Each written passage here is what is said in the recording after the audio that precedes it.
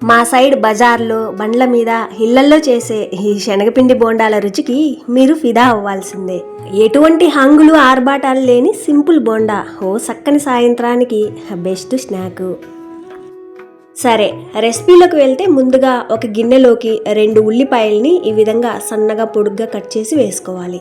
Cut చేసుకున్న ఈ ఉల్లిపాయ ముక్కల్ని ఈ విధంగా విడదీసుకోవాలి.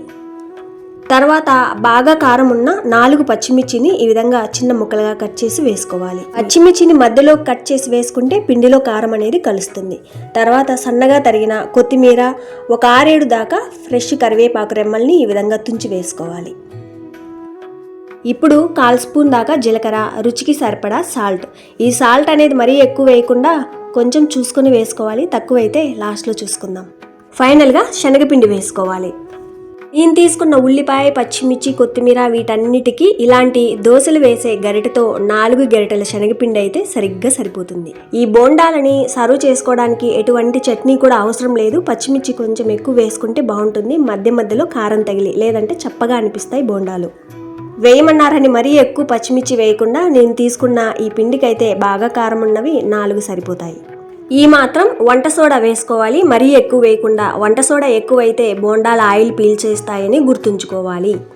తర్వాత నేను తీసుకున్న ఈ పిండికి గాను ఈ చిన్న టీ కప్పుతో 1 కప్పు నీళ్ళైతే సరిపోతాయి. నీళ్ళన్నీ ఒకేసారి వేయకుండా కొంచెం కొంచెం వేసుకుంటూ కలుపుకోవాలి.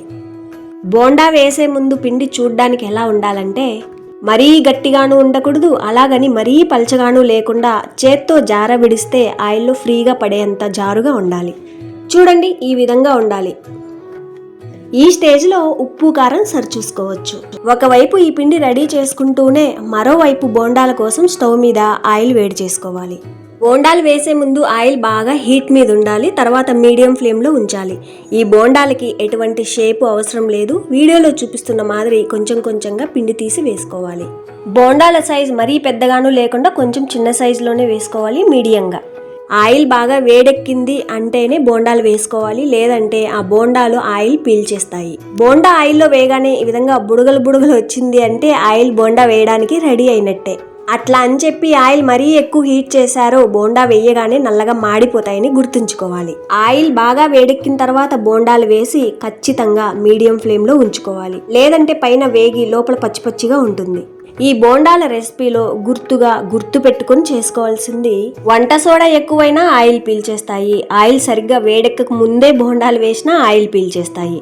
దాంతోపాటు బోండాలు వేశాక మీడియం ఫ్లేమ్లోనే కాల్చుకోవాలి. లో ఫ్లేమ్లో కాల్చారో అప్పుడు కూడా ఆయిల్ పీల్చేస్తాయి. వీటితో పాటు ఉప్పు కారం సరిగ్గా పడాలి. ఏ బజ్జీలు, బోండాలు, వడలైనా సరే ఫస్ట్ సారి వేసేవి వేగడానికి కొంచెం టైం పడుతుంది. అదే రెండోసారి వేసేవి ఫాస్ట్గా వేగిపోతాయి. ఇవి కూడా అంతే. బోండాలు వేసిన వెంటనే కదపకుండా కొద్దిసేపు తర్వాత అటు ఇటు తిప్పుకుంటూ కాల్చుకోవాలి.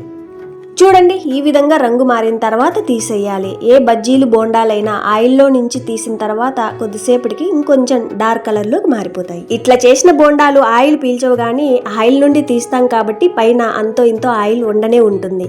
దానికోసం టిష్యూ పేపర్ మీదో లేదా న్యూస్ పేపర్ మీదో వేసుకోవచ్చు. వీటిని వేడివేడిగా తింటే ఆ టేస్ట్ని మీరు ఫీల్ అవ్వచ్చు, ఎంజాయ్ చేయొచ్చు.